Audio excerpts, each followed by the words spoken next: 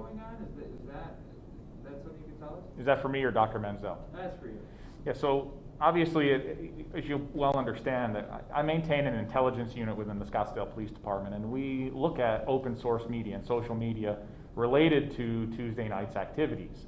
And so there has been a lot of chatter about the meeting and a call to disruption. And I'll call it a call to disruption because that's what it is. There are a number of groups, some not affiliated at all with the Scottsdale Unified School District, who have put out their call to arms, so to speak, of, hey, let's get as many people to the meeting as we can, let's disrupt the meeting.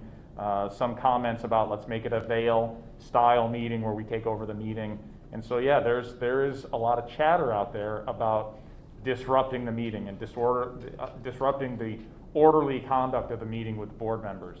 So that's what Dr. Menzel and I have had the conversations about related to our ability to make sure that the board members are safe, that the parents who come in are safe, that the Scottsdale Unified School District staff are safe, that my staff is safe that are going to be here, and that the people who want to have their voices heard, that they're safe as well. And so when we start to look at that call to arms and that call to disruption for a board meeting, a governing board meeting, that's when we have the conversation, and I presented that information to Dr. Menzel so that he can make an informed decision on which course to take moving forward. And this is for whoever wants to take it. These outside groups, are we talking extremists, QAnon, conspiracy? Can you give us any more information on that? Yeah, so let me kind of speak to that. The groups that you mentioned tend to be a little bit more of the extremist side of it. And it doesn't always have to be that. It can be small groups of people, individuals who aren't as extreme, who still call for disruption.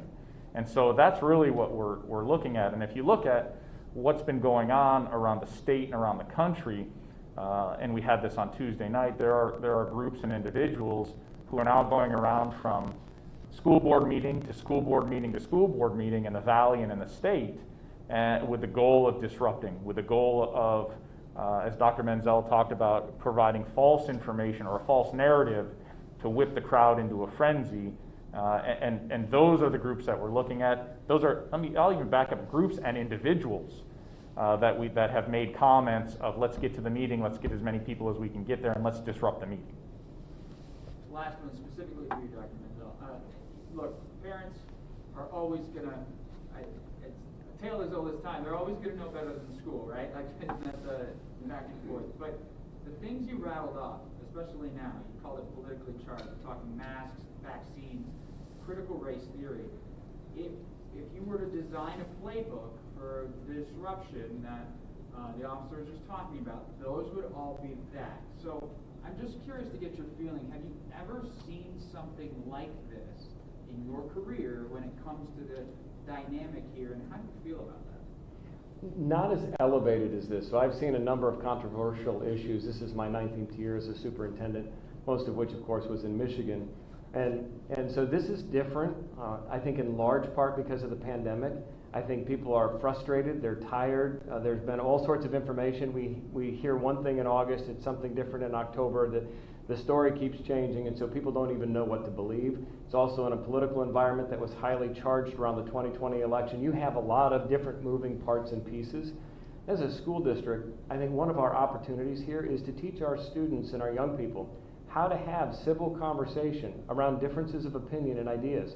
How do we separate fact from fiction? How do we vet the data that we're finding on the internet? Just a Google search by itself doesn't mean that the information is accurate. So we have an opportunity as public educators to change the narrative and to create a conversation that can help move us forward. My experience has been that when you sit down and have a discussion with parents who are concerned about any one of the topics you just mentioned, that their concerns are founded in sometimes the fears that they have. They're founded in some of the things that they might have heard that may or may not be true. And when we have an open and honest conversation where we're shouting at each other, we can find some common ground and identify ways to move forward. That's the hope of our district. That's kind of what we're calling for. Part of the reason why we moved forward with our meeting on the 18th, even though we had heard that there were going to be more people there, is I had a belief that in Scottsdale our parents would have honored the request for masks. We've done it this entire school year, and people have complied. That doesn't mean you have to like it. Personally, I don't like wearing the mask. I'm looking forward to not wearing a mask. But it's one of the things that we had to do in order to ensure the health, safety, and well-being of our students and our staff. And so that was the hope on Tuesday night. We were disappointed that that's not how it ended up, and then we had to recess the meeting. We're moving forward in a way that will allow us to conduct the district's business and then building out plans for the future.